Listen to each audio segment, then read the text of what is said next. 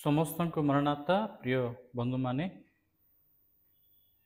ପ୍ରଭୁ ଆମମାନଙ୍କୁ ଦେଇଥିବା ଏ ଜୀବନକୁ ଆମର ନିଜ ପାଇଁ ଆମେ ଉପଭୋଗ କରୁଅଛୁ।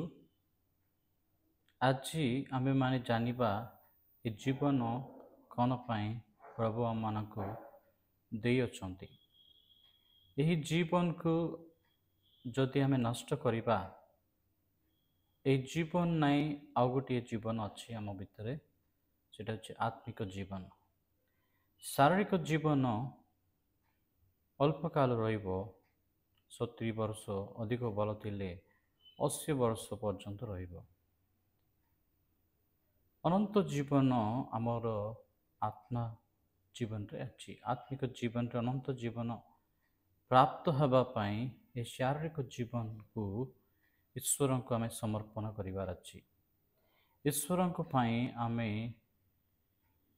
ଆମର ଶରୀରକୁ, ଆମର ମନକୁ, ଆମର ଆତ୍ମାକୁ ସମର୍ପଣ କରି ଆମମାନଙ୍କର ଜୀବନରେ ଯେତିକି ପ୍ରଭୁ ସମୟ ଦେଇଅଛନ୍ତି, ସେ ସମୟ ପ୍ରଭୁଙ୍କ ପାଇଁ ଆମେ ବ୍ୟବହାର କରିଲେ ଆମ ଜୀବନରେ, ଆତ୍ମିକ ଜୀବନରେ ଉତ୍ତମ ବିଷୟରେ ଆମେ ଧ୍ୟାନ ଦେଲେ ଈଶ୍ୱରଙ୍କ ରାଜ୍ୟ ଆମେ ପ୍ରାପ୍ତ ହୋଇପାରିବୁ।